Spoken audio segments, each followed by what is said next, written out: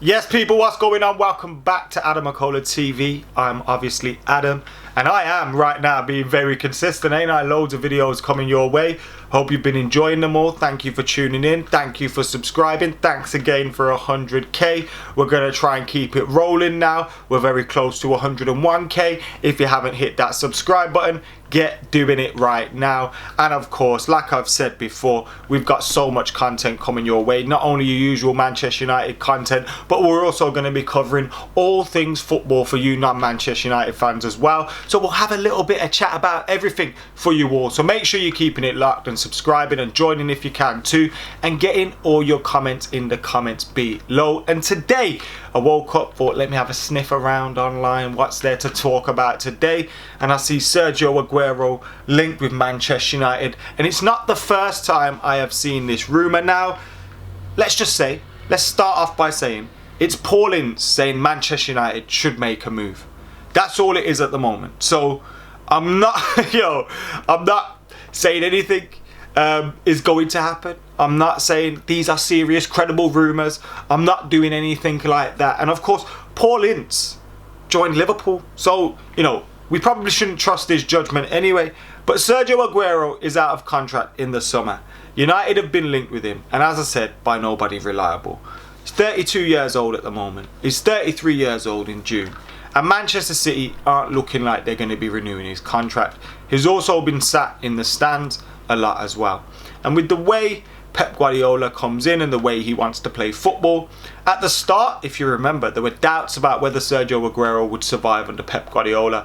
And to the credit of Sergio Aguero, I remember at the time thinking, I hope Sergio Aguero leaves, because I've always thought he's one of, if not the best striker in the Premier League over recent years. I know Harry Kane has come more prominent in recent times, but Sergio Aguero has been there or thereabouts. He's been an absolutely incredible force in the Premier League. Gave us one of, if not my saddest moment as a Manchester United fan, when you think you've just won the league and you hear Aguero. That's not where you want to be.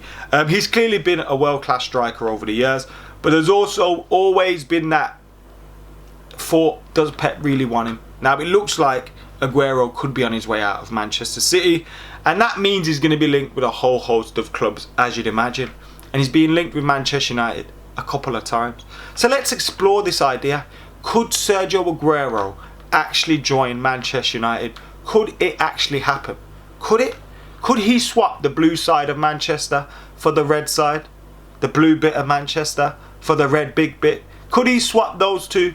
We've seen an Argentinian swap the red side for the blue side before.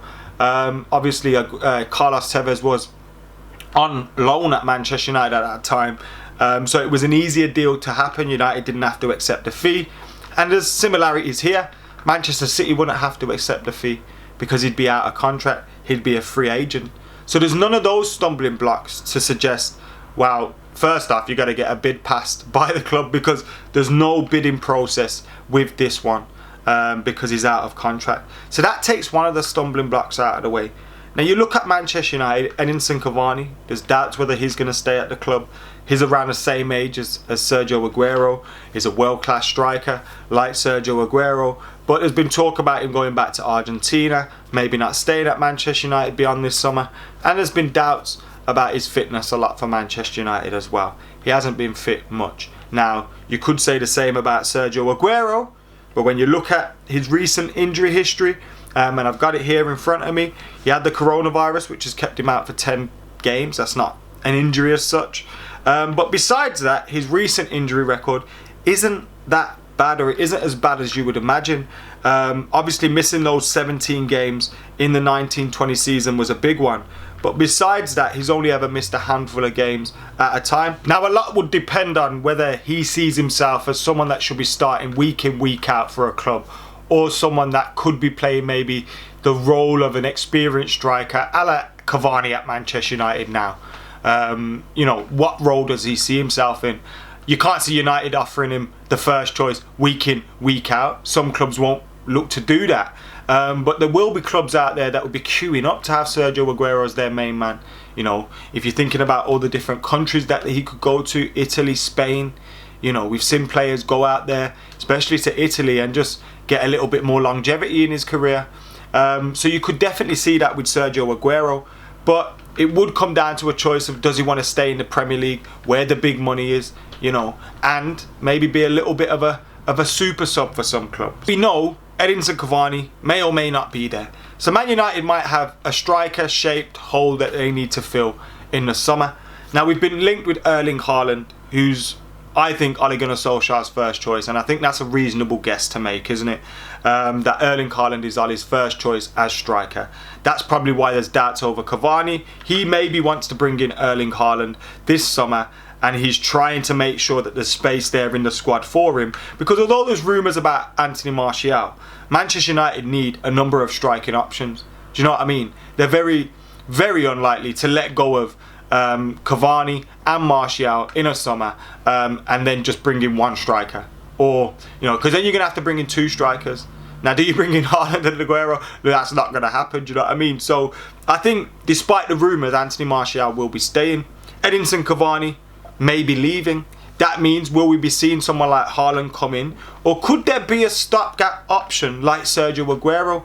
World-class striker, maybe a few injury doubts, and he's ageing.